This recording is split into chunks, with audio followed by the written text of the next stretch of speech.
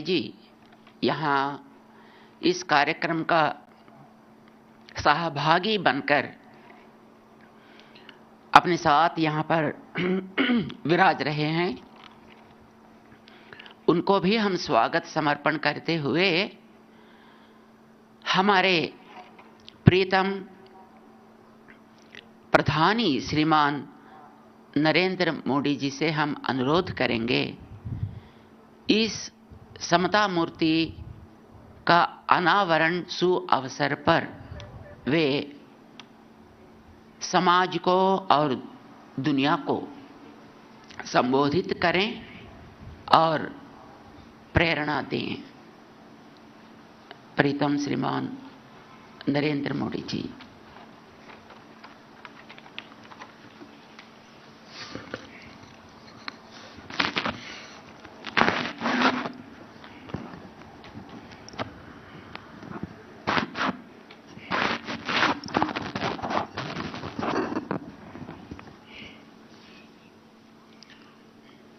ओम असमद गुरुभ्यो नमः। ओम श्रीमते रामानुजाय नमः। कार्यक्रम में हमारे साथ उपस्थित तेलंगाना की राज्यपाल डॉक्टर तमिलसाई जी, पूज्य श्री जीआर स्वामी जी, केंद्रीय मंत्रिमंडल के मेरे सहयोगी श्री जी कृष्ण रेड्डी जी, श्रीमान डॉक्टर रामेश्वर राव जी, भागवत विभूतियों से संपन्न सभी पूज्य संतगण, देवी और सज्जनों, आज मां सरस्वती की आराधना के पावन पर्व वसंत पंचमी का शुभ अवसर है। मां शारदा की विशेष कृपा अवतार श्री रामानुजाचार्य जी की प्रतिमा इस अवसर पर स्थापित हो रही है। मैं आप सभी को वसंत पंचमी की भी शुभकामनाएं देता हूं। मैं मां सरस्वती से ये प्रार्थना करता हूं कि जगत गुरु रामानुजाचार्य जी का ज्ञान विश्व का पथ प्रदर्शन करे। साथियों, हमारे यहां कहा गया है, ध्यान मूलम गुरु मूर्ति, ध्यान मूलम गुरु मूर्ति, अर्थात हमारे गुरु की मूर्ति ही हमारे ध्यान का केंद्र है, क्योंकि गुरु के माध्यम से ही हमारे लिए ज्ञान प्रकट होता है। जो अबोध है हमें उसका बोध होता है। अप्रकट को प्रकट करने की ये प्रेरणा, सूक्ष्म को भी साकार करने का ये संकल्प, यही भारत की परंपरा रही है। हमने हमेशा उन मूल्यों और विचारों को आकार दिया है जो युगों युगों तक मानवता को दिशा दिखा सके। आज एक बार फिर जगत गुरु श्री रामानुजाचार्य जी की इस भव्य विशाल मूर्ति के जरिए भारत मानवीय ऊर्जा और प्रेरणाओं को मूर्त स्वरूप दे रहा है। रामानुजाचार्य जी की यह प्रतिमा उनके ज्ञान, वैराग्य और आदर्शों की प्रतीक है। मुझे विश्वास है ये प्रतिभा न केवल आने वाली पीढ़ियों को प्रेरणा देगी, बल्कि भारत की प्राचीन पहचान को भी मजबूत करेगी। मैं आप सभी को, सभी देशवासियों को और पूरे विश्व में फैले रामानुजाचार्य जी के सभी अनुयायियों को इस शुभ अवसर पर अनेक अनेक बधाई देता हूं। साथियों, अभी मैं 108 दिव्य देशम मंदिरों के दर्शन करके आ रहा हूं। आलवार संतों ने जिन 108 दिव्य देशम मंदिरों का दर्शन पूरे भारत में भ्रमण करके किया था, कुछ वैसा ही सौभाग्य मुझे आज श्री रामानुजाचार्य जी की कृपा से यही मिल गया। मानवता के कल्याण का जो यज्ञ उन्होंने 11वीं शताब्दी में शुरू किया था, वही संकल्प यहां 12 दिनों तक विभिन्न अनुष्ठानों में दोहराया जा रहा है। पूज्य श्री जीयर स्वामी जी के स्नेह से आज विश्वक सेन इष्टि यज्ञ की पूर्णाहुति में शामिल होने का सौभाग्य भी मुझे मिला है।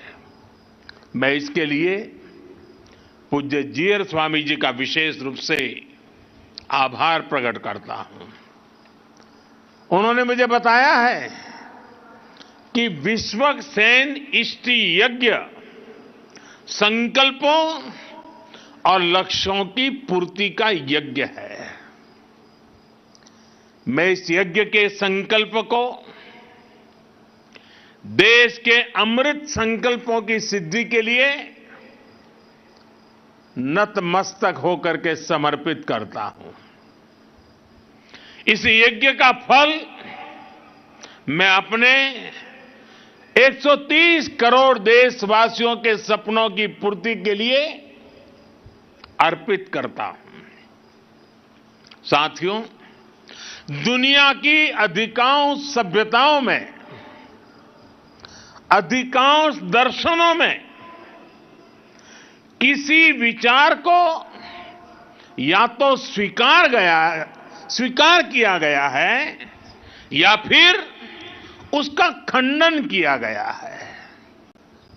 लेकिन भारत एक ऐसा देश है जिसके मनीषियों ने ज्ञान को खंडन, मंडन, स्वीकृति, अस्वीकृति इससे ऊपर ही उठा करके देखा, स्वयं उससे ऊपर उठे, दिव्य दृष्टि से उस विवाद को देखा।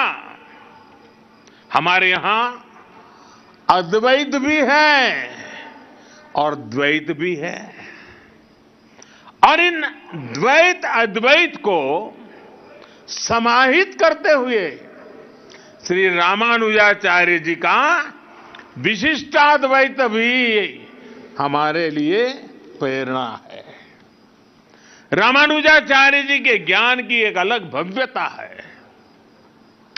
साधारण दृष्टि से जो विचार परस्पर विरोधाभासी लगते हैं, रामानुजाचार्य जी उन्हें बड़ी सहजता से एक सूत्र में पिरो देते हैं।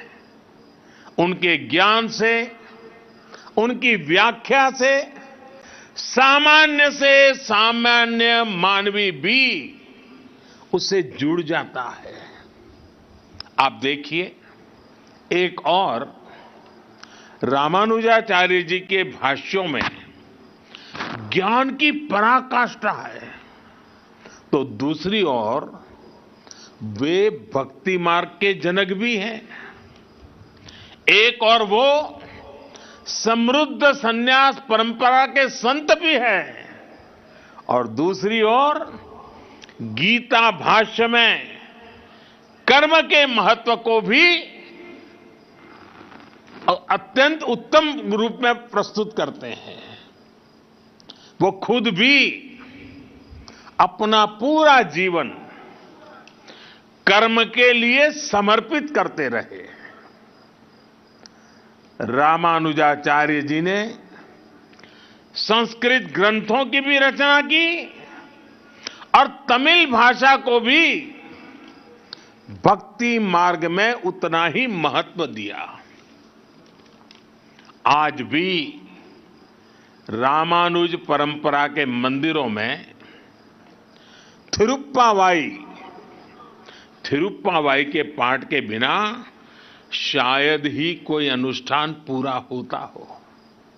साथियों, आज जब दुनिया में सामाजिक सुधारों की बात होती है, प्रगतिशीलता की बात होती है, तो माना जाता है कि सुधार जड़ों से दूर जाकर ही होगा। लेकिन जब हम रामानुजाचार्य जी को देखते हैं तो हमें एहसास होता है कि प्रगतिशीलता और प्राचीनता में कोई विरोध नहीं है। ये जरूरी नहीं है कि सुधार के लिए अपनी जड़ों से दूर जाना पड़े, बल्कि जरूरी ये है कि हम अपनी असली जड़ों से जुड़े, अपनी वास्तविक शक्ति से परिचित हो। आज से 1000 साल पहले तो रूढ़ियों का दबाव, अंधविश्वास का दबाव कल्पना के बाहर कितना ज्यादा रहा होगा। लेकिन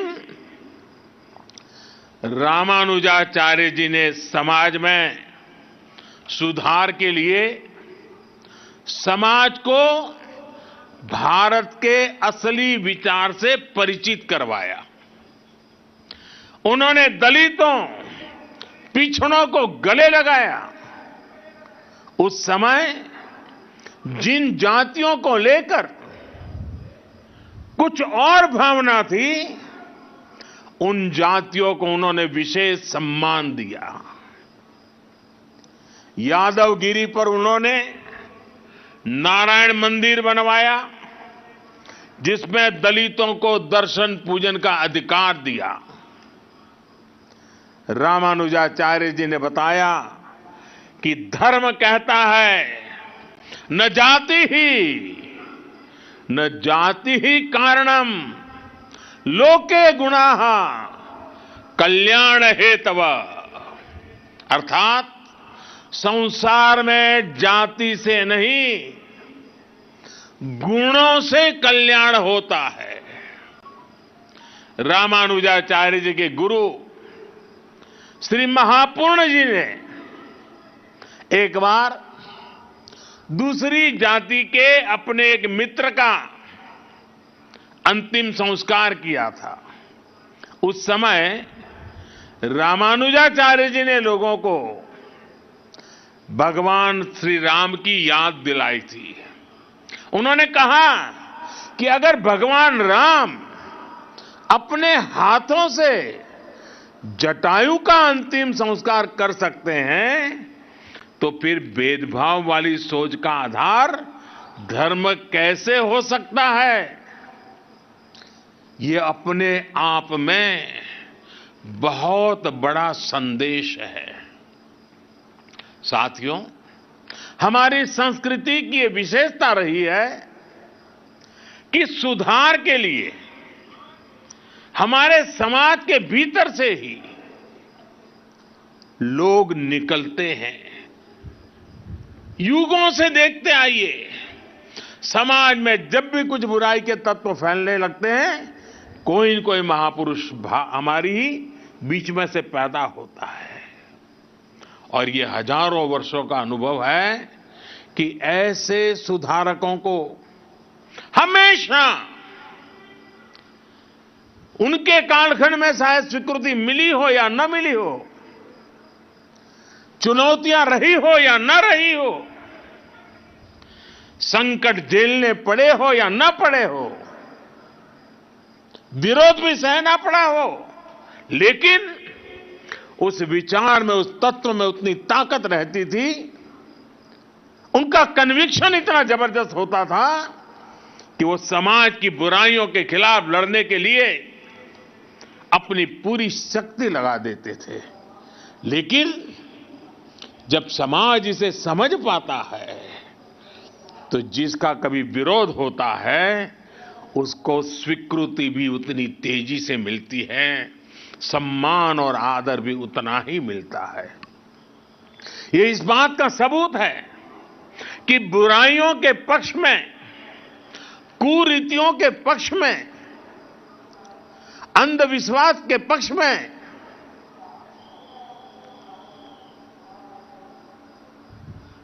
इन जनरल हमारे समाज में सोशल सैंक्शन नहीं होता है। जो बुराई से लड़ते हैं, जो समाज को सुधारते हैं, हमारे यहां उन्हें ही मान और सम्मान मिलता है। भाइयों और बहनों, आप सब लोग रामानुजाचार्य जी के जीवन के विभिन्न आयामों से परिचित है।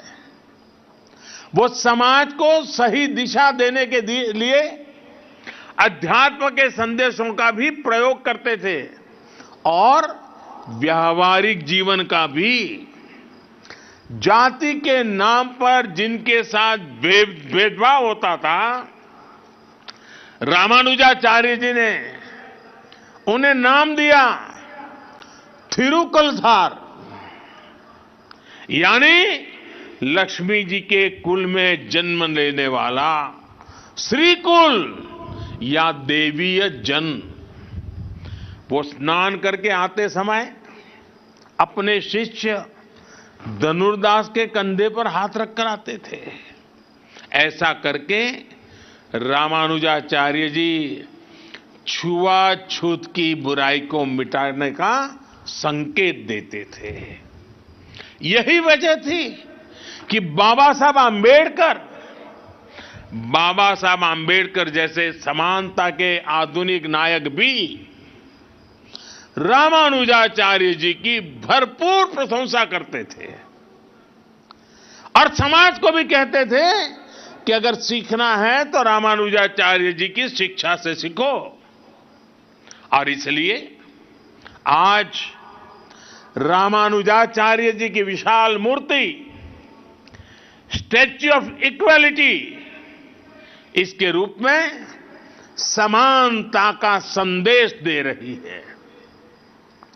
इसी संदेश को लेकर आज देश सबका साथ, सबका विकास, सबका विश्वास और सबका प्रयास के मंत्र के साथ अपने नए भविष्य की नींव रख रहा है।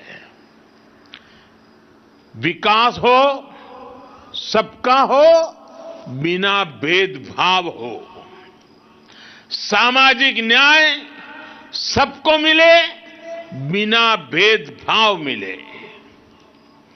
जिन्हें सदियों तक प्रताड़ित किया गया, वो पूरी गरिमा के साथ विकास के भागीदार बने। इसके लिए आज का बदलता हुआ भारत एकजुट प्रयास कर रहा है। आज सरकार जो योजनाएं चला रही है, उनका बहुत बड़ा लाभ हमारे दलित पिछड़े भाई बहनों को हो रहा है।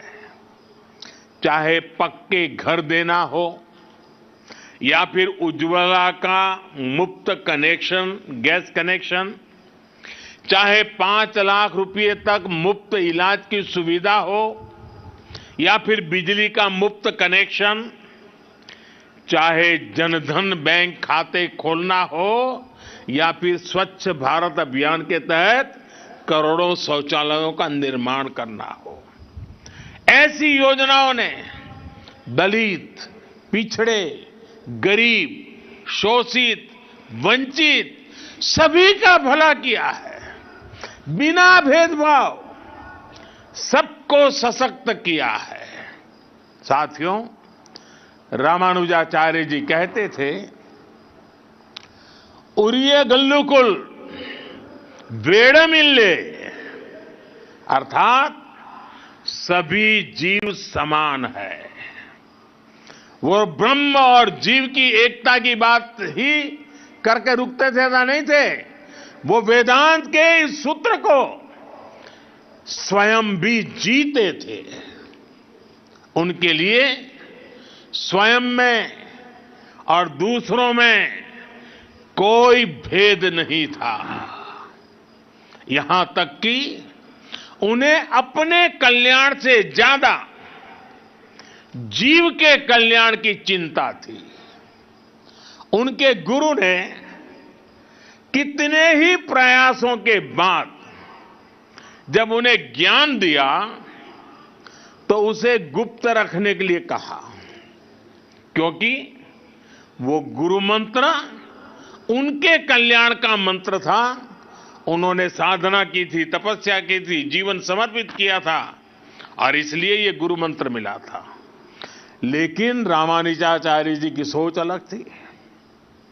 रामानुजाचार्य जी ने कहा, पतिश्चे एक एवाहम, पतिश्चे एक एवाहम, नरके गुरु पातकात्, सर्वे गच्छन्तु भवताम कृपया परमम पदम। यानी मैं अकेला नरक जाऊं तो भी कोई बात नहीं, लेकिन बाकी सबका कल्याण होना चाहिए। इसके बाद उन्होंने मंदिर के शिखर पर चढ़कर हर नारी को वो मंत्र सुनाया, हर नर को वो मंत्र सुनाया जो उनके गुरु ने उन्हें उनके कल्याण के लिए दिया था। समानता का ऐसा अमृत रामानुजाचार्य जी जैसा कोई महापुरुष ही निकाल सकता था, जिसने वेद वेदांत का वास्तविक दर्शन किया हो। साथियों, रामानुजाचार्य जी भारत की एकता, भारत की अखंडता का भी एक प्रदीप्त प्रेरणा है। उनका जन्म दक्षिण में हुआ, लेकिन उनका प्रभाव दक्षिण से उत्तर और पूरब से पश्चिम तक पूरे भारत पर है। अन्नामाचार्य जी ने तेलुगु में उनकी प्रशंसा की है। कनकदास जी ने कन्नड़ भाषा में रामानुजाचार्य जी की महिमा गाई है। गुजरात और राजस्थान में अगर आप जाएंगे तो वहां भी अनेक संतों के उपदेशों में रामानुजाचार्य जी के विचारों की सुगंध में महसूस होती है। और उत्तर में रामानंदीय परंपरा के गोस्वामी तुलसीदास जी से लेकर कबीरदास तक हर महान संत के लिए रामानुजाचार्य परम गुरु है। एक संत कैसे अपनी आध्यात्मिक ऊर्जा से पूरे भारत को एकता के सूत्र में पिरो देता है, रामानुजाचार्य जी के जीवन में हम ये देख सकते हैं। इसी आध्यात्मिक चेतना ने गुलामी के सैकड़ों वर्षों के कालखंड में भारत की चेतना को जागृत रखा था। साथियों, ये भी एक सुखद संयोग है, श्री रामानुजाचार्य जी पर यह समारोह उसी समय में हो रहा है जब देश अपनी आजादी के 75 साल मना रहा है। आजादी के अमृत महोत्सव में हम स्वाधीनता संग्राम के इतिहास को याद कर रहे हैं। आज देश अपने स्वाधीनता सेनानियों को कृतज्ञ श्रद्धांजलि दे रहा है। अपने इतिहास से हम अपने भविष्य के लिए प्रेरणा ले रहे हैं, ऊर्जा ले रहे हैं। इसलिए अमृत महोत्सव का यह आयोजन आजादी की लड़ाई के साथ साथ हजारों सालों की भारत की विरासत को भी समेटे हुए हैं। हम जानते हैं भारत का स्वाधीनता संग्राम केवल अपनी सत्ता और अपने अधिकारों की लड़ाई भर नहीं था। इस लड़ाई में एक तरफ अपनी वैश्विक मानसिकता थी तो दूसरी तरफ जी और जीने दो का विचार था। इसमें एक और ये नस्लीय श्रेष्ठता और भौतिकवाद का उन्माद था तो दूसरी ओर मानवता और आध्यात्म में आस्था थी। और इस लड़ाई में भारत विजयी हुआ, भारत की परंपरा विजयी हुई। भारत के स्वाधीनता संग्राम में समानता, मानवता और अध्यात्म की वो ऊर्जा भी लगी थी जो भारत को रामानुजाचार्य जी जैसे संतों से मिली थी। क्या हम गांधी जी के बिना अपने स्वाधीनता संग्राम की कल्पना कर सकते हैं? और क्या हम अहिंसा और सत्य जैसे आदर्शों के बिना गांधी जी की कल्पना कर सकते हैं? आज भी गांधी जी का नाम आते ही वैष्णवजन तो तेने रे कहिए ये धुन हमारे अंतर मन में बजने लगती है। इसके रचयिता नरसिंह मेहता जी रामानुजाचार्य जी की भक्ति परंपरा के ही महान संत थे। इसलिए हमारी आजादी की लड़ाई को जिस तरह हमारी आध्यात्मिक चेतना ऊर्जा दे रही थी, वही ऊर्जा आजादी के 75 साल में हमारे अमृत संकल्पों को भी मिलनी चाहिए। और आज जब मैं भाग्यनगर में हूं, हैदराबाद में हूं, तो सरदार पटेल जी का विशेष उल्लेख जरूर करूंगा। वैसे किशन रेड्डी जी ने अपने वक्तव्य में बड़ा विस्तार से उसके लिए कहा। भाग्यनगर का कौन ऐसा भाग्यशाली होगा, कौन ऐसा हैदराबादी होगा जो सरदार पटेल की दीर्घदृष्टि, सरदार पटेल का सामर्थ्य और हैदराबाद के आन बान शान के लिए सरदार साहब की कूटनीति को न जानता हो। आज देश में एक और सरदार साहब की स्टैच्यू ऑफ यूनिटी एकता की शपथ दोहरा रही है, तो रामानुजाचार्य जी की स्टैच्यू ऑफ इक्वालिटी समानता का संदेश दे रही है। यही एक राष्ट्र के रूप में भारत की चिर पुरातन विशेषता है। हमारी एकता सत्ता या शक्ति की बुनियाद पर नहीं खड़ी होती। हमारी एकता समानता और समादर इस सूत्र से सृजित होती है। और साथियों, आज जब मैं तेलंगाना में हूं तो इस बात का जिक्र भी जरूर करूंगा कि कैसे तेलुगु कल्चर ने भारत की विविधता को सशक्त किया है। तेलुगु कल्चर की जड़ों का विस्तार सदियों में फैला हुआ है। अनेक महान राजा रानियां इसके ध्वजवाहक रहे हैं। सातवाहन हो, काकातिया हो या विजयनगर साम्राज्य, सभी ने तेलुगु संस्कृति की पताका को बुलंद किया। महान कवियों ने तेलुगु संस्कृति को समृद्ध किया है। पिछले वर्ष ही तेलंगाना में स्थित 13वीं शताब्दी के काकातिया रुद्रेश्वर रामाप्पा मंदिर को यूनेस्को विश्व धरोहर स्थल घोषित किया गया है। वर्ल्ड टूरिज्म ऑर्गेनाइजेशन ने पोचमपल्ली को भी भारत के सबसे बेहतरीन टूरिज्म विलेज का दर्जा दिया है। पोचमपल्ली की महिलाओं का हुनर पोचमपल्ली साड़ियां के रूप में विश्व विख्यात है। ये वो संस्कृति है जिसने हमें हमेशा सद्भाव, भाईचारा और नारी शक्ति का सम्मान करना सिखाया है। तेलुगु संस्कृति की इस गौरवशाली परंपरा को आज तेलुगु फिल्म इंडस्ट्री भी पूरे आन बान शान से आगे बढ़ा रही है। तेलुगु सिनेमा का दायरा सिर्फ उतना ही नहीं है जहां तेलुगु बोली जाती है, इसका विस्तार पूरे विश्व में है। सिल्वर स्क्रीन से लेकर ओटीटी प्लेटफॉर्म्स तक इस क्रिएटिविटी की चर्चा छाई हुई है। भारत के बाहर भी खूब प्रशंसा हो रही है। तेलुगु भाषी लोगों का अपनी कला और अपनी संस्कृति के प्रति ये समर्पण सभी के लिए प्रेरणा समान है।